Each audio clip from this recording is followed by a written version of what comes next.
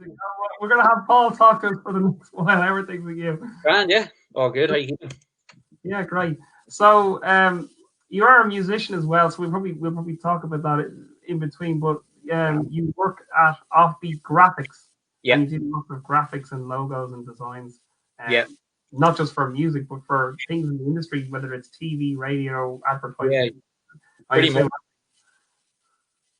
cover. It started out as specifically music industry because that was my background and that was my skill set, and I could stand over everything. I knew how things worked, and I knew the importance of branding in the music industry that some people didn't get. So I was like, look, I'll get on this. There's a gap in the market for this.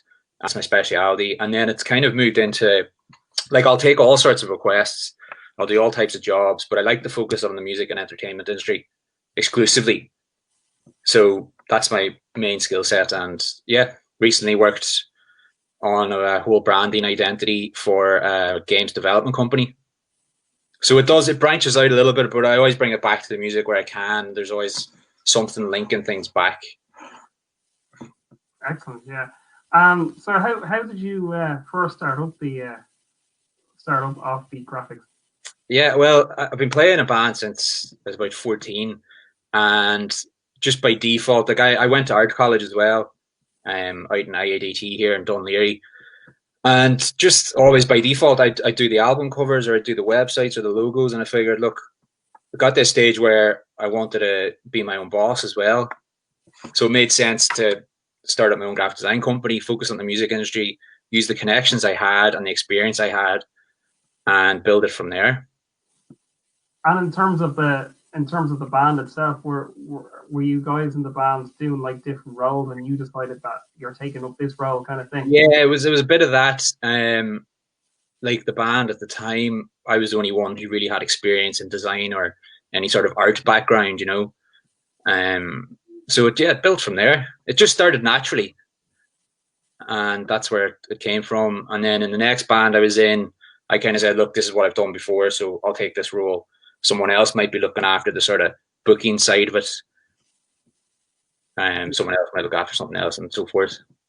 So yeah, so you were in the graphic designing side of the whole thing, and it's really, really important for a band, because sometimes, you know, even singer-songwriters themselves, they may be doing 10 things at once, or a band, and they don't have any pictures or any graphics or anything like that. So do a lot of people come to you and ask you for help on that side of things? Yeah, there would be. I've done some photography for some artists, which leads into then like their EP cover, their single cover artwork. I do photo editing for artists as well. Like, if people come to me and ask for advice, general advice, and I'll normally steer them to a starting point, you know, and I'd say, look, this is what you should start with, and that's normally a logo, and then the logo will dictate, okay, this is your sort of, this will give you a sense or a theme. It might be a color scheme, it might be a style, and that can lead into your website, and then we can look at the cover art and the music you play, and it all kind of feeds in. So I'll normally advise artists to bring it back to the start. And yeah, you get a lot of people just coming and asking for advice, general advice, which I'm always happy to give as well. Yeah. And like, even when you see even pop artists today, like if you look at Steps or Kylie Minogue or any of them, you always see their logo, you see their name written in a particular way. It stands out and you know it's them, don't you? You know? Yeah. That's what branding is. It's like, it's an identity, and you know, it's consistency across the board with that as well. It's quality and consistency, and you know, that logo will go everywhere.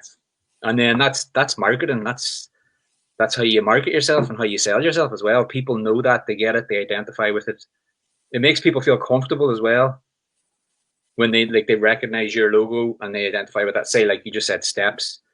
I can't think of their logo off the top of my head. I think it's just their name, isn't it? Yeah. So like, yeah, their fan base will know as soon as they see their logo, that's a Steps official brand, and they'll buy into that as well. Yeah, very much so. And like, and not only that, it's also on their t-shirts, their hats, their cups, their key rings, you know, all sorts of merchandise. That logo goes on everything then. That's the day. I think, and like, it's one thing I find, you know, sometimes people don't understand. the importance of a good quality logo, because it really is, it's used everywhere. It might be a custom font on its own, or it might be like a graphic image style logo, but either way, that can be with you for years. It should be with you for years. So it's worth investing in at the start, because then, like you say, you can sell merch off that. You could, like, it becomes your business. Yeah, very much so. It's worth putting the time and effort into, and that's where I like to advise people of, like, look, you can always go to these cheap websites, and you can always do something yourself, and sometimes that's all you need. Some people like that, but I always think it's worth at least talking to a designer as well and getting a bit of a rounded approach. Yeah, and apart from yourself, do you know many people that are graphic designers like yourself that are in the business? I haven't come across. I know there's a couple of companies in Ireland anyway that specialize in it, and then I know CD Baby have kind of started something online with Canva and Canvas. Personally, I don't know many people that just focus on the music industry. I know there's a lot of people. You would see it as well in the 9 group when someone puts up, look, I need an album cover or something like this.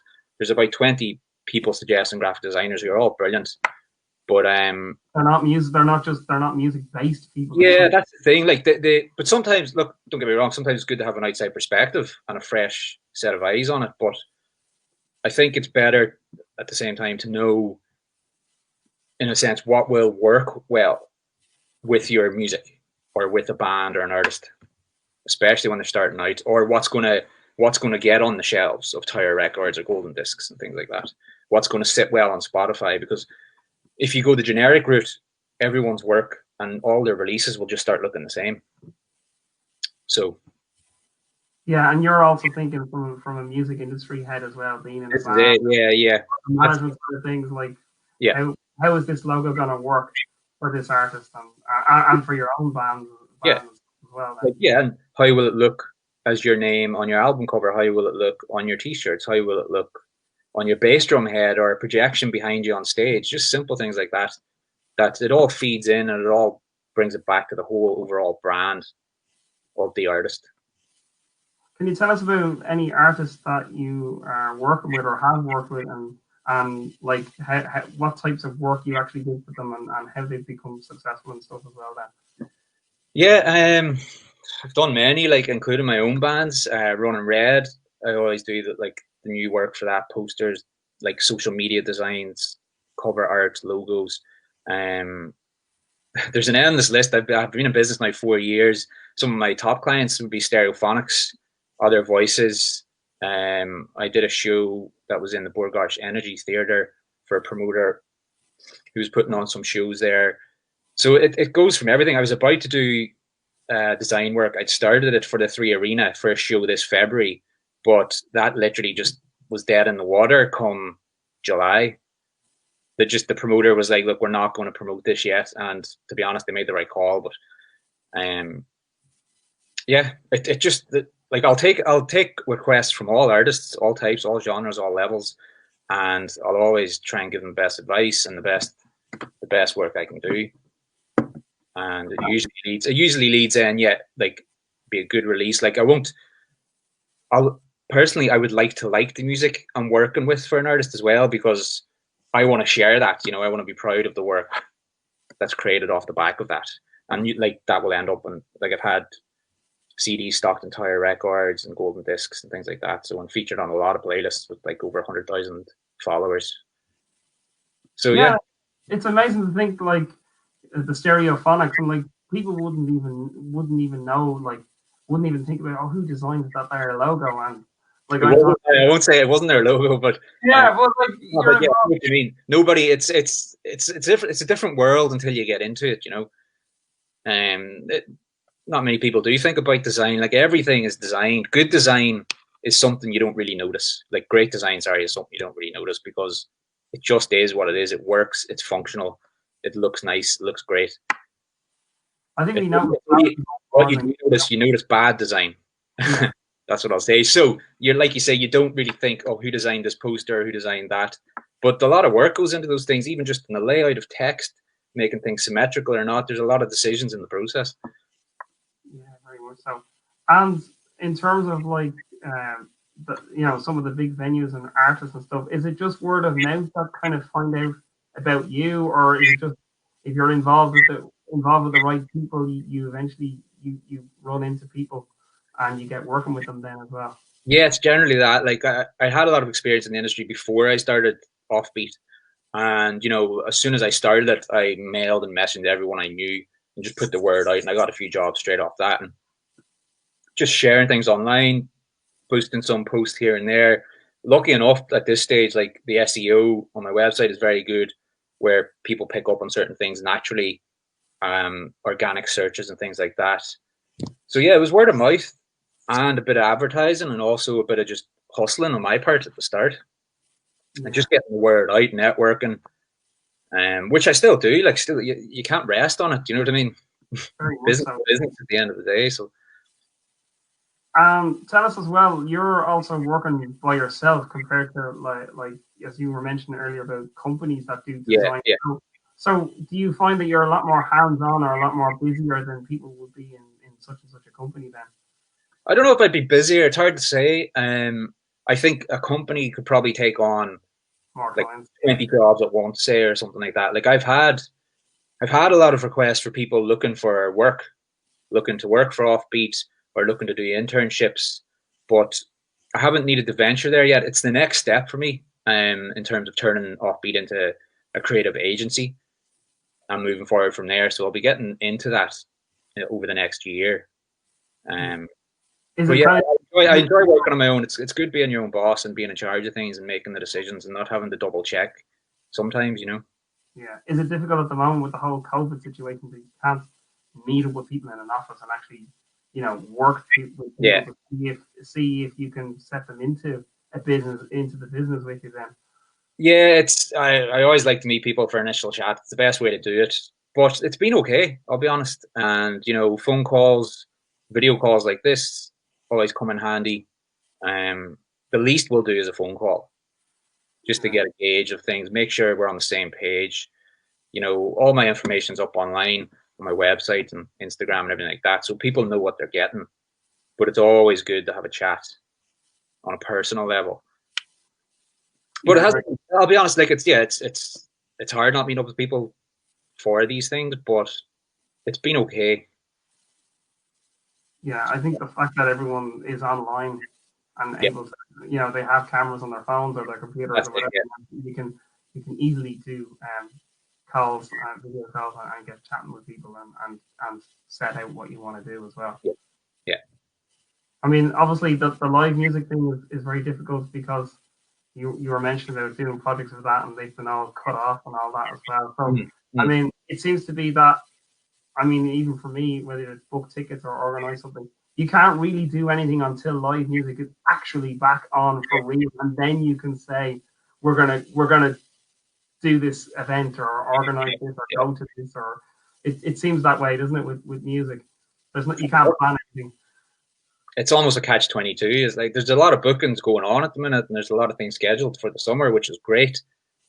But it is just that thing; it's still unknown. Yeah. But you can't wait either. You have to carry on. You have to have some sort of. You have to have something to work towards. I think whether you're a band or you're working in the industry, in a different job, you need some sort of end goal and positive outlook for all of this. Yeah, I know. I mean, like so many artists have booked so many gigs over the last number of months, and the gig hasn't happened, and they're still waiting for it to happen. And as you say, in the middle of the summer and into the end of the year, there's so much stuff booked, but we don't know what's going to happen and what's not going to happen. It's just really strange. It's looking like things are looking good. It's looking better, and the weather will pick up again. See how the vaccine goes. It's just I just can't see large scale events for music happening for a good while, which is just it's tough, Yeah. And like even during the summer we had some socially distanced gigs. I wasn't at any of them, but it was an interesting kind of concept. It seemed to work for some people. So that might be something that will be ventured into when gigs come back. For the short term, I think that could be a possibility for people. Yeah. I think the hunger is there for that from the artists and from the public. People need that entertainment, and I think people are really realizing now in the second lockdown how important that is. Yeah, very much so. And like as you say, even doing live gigs online, it's not the same because you're in a room on your own and you can only see people's comments and you're not getting the energy and the vibe off people in the songs and stuff. It's a good outlet, I think, but yeah, it only gives you so much.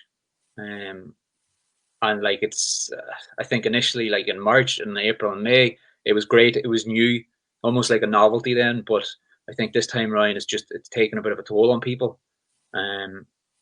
But like, I think you just have to carry on as best you can and keep the head up as much as possible, you know. Yeah. And in terms of your own band, what have you guys done? Have you been recording or trying to release any music while they're yeah, like, we've kind of put a pause on things for the minute. Well, coming up to Christmas, we put a pause on things because it was just like, what do? We can't even meet up to rehearse, you know, just general things like that, simple, basic things that you need to be doing as a band. And we're still writing songs and things like that. There was 2 singles that were due to be released, and we've kind of just left them be for the minute. So yeah, I think we were rebooking a couple of dates in the background from July. One of them was in Whelan's, but it was just like at that stage we were rebooking for December, and then it turned into January with another date in Lost Lane, and now it's a bit of no man's land, to be honest with you. Yeah, and also for you guys as artists, you kind of get fed up, don't you? You're just kind of going, it's not going to happen in December. It's not going to happen in January. It's not going to happen in April. It's not gonna, you're like, yeah, what am I supposed to do? And you know, people can feel that they're giving up doing music as well, which is something you don't want to see people doing. No, that's the danger of all this, you know. Yeah. I'm just even thinking about the venues themselves, whether it's the people that work at the bar or the sound engineer or the light person, or you know, all of those people have been out of work for a year. Like, you know, it's trying to get all them back to work then, and you know, giving them the security that their jobs will be there whenever it blows over. Yeah, hopefully it will blow over. Yeah, I know. But tell us more about the graphic designs and stuff. Are people are still getting in touch about that and stuff as well, even though, like as you say, like, you know, there's been more music released than ever before, you know, on, you know, on Spotify and iTunes and all that. So, you know, you probably look after artwork for things like that as well as the actual logos too. Yeah, like I would look after a lot of the album artwork, cover artwork, single artwork, whatever you want to call it, for Spotify or for physical releases as well. I have 2 projects on at the minute that I'm doing that specifically for. And it started with the client's logos, and then it was moving into album artwork, single artwork, and then for a new artist I'm working with, I'm doing their logo and EP. So yeah, enough. Like I've got 2 jobs on at the minute. It's pretty much centered around that, music releases, and that's what I love doing. So it's great. Yeah, and it's great to be able to do that. And as you say, like it's you know, anyone that's following the artist will get to see your work as well. So it's a plus for the artist and for you. That's it. Yeah, like it all feeds in. Like, you know, I'm putting my name on it as well as them, so it's good cross promotion at the end of the day when everything's done. Yeah, and like even in the whole music industry, like you have the band members who play the different instruments or vocals, and then you've got, if you have a manager or a PR person or the graphic designer or, you know, whatever it is, like people don't actually realize there's a team of people that are actually involved in creating an artist or a band or a brand or whatever it is. So it's massive, isn't it? Oh, it is indeed. Like it takes a lot of people to make things work. It's not just the artist, you know. It's like a football team as well. It's not just the players on the pitch. Yeah, you've got the substitutes and the management and is it, yeah.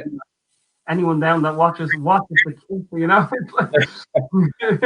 So yeah, it's you know, everyone gets behind the project and they're all working to the same goal and all that as well. This is it, yeah. So if people want to check out OffBeat Graphics, where do they need to go? Best place is the website, offbeatgraphics.ie. Instagram is offbeat_graphics. And those are the main 2 where you'll see the range of work, the day-to-day work, and also all the previous work that I've done before. The website will also direct you to Facebook and Twitter and things like that. So Yeah, excellent. And if anyone wants to check out the Songwriter Club logo, was done by Paul, and also Keith McLoughlin Music Manager's logo. So you have an, if you're watching, you have an example of what he's done. Yeah. Yeah. So excellent. Great. I don't think I have any more questions to ask. Is there anything else you wanted to add before we go? No, that's great. Thanks for having me. It's great to get this done. I think it was October 2019 we were originally meant to do it, wasn't it? Yeah, we were supposed to do it last year. Like, I know we've had to improvise by doing it online for now anyway until we are able to meet again at some point. Yeah, well, that's a great way to do it. Keep it going. Yeah, excellent. Paul, it was great to catch up with you, and thanks for all your information. And keep in touch. Hopefully, we'll talk again soon. All right. See you, man. Right. Cheers. Thank you. So that was Paul there from OffBeat Graphics and Clodagh Swords earlier on from Simply Sing. Do check out their websites and Facebook for all the information.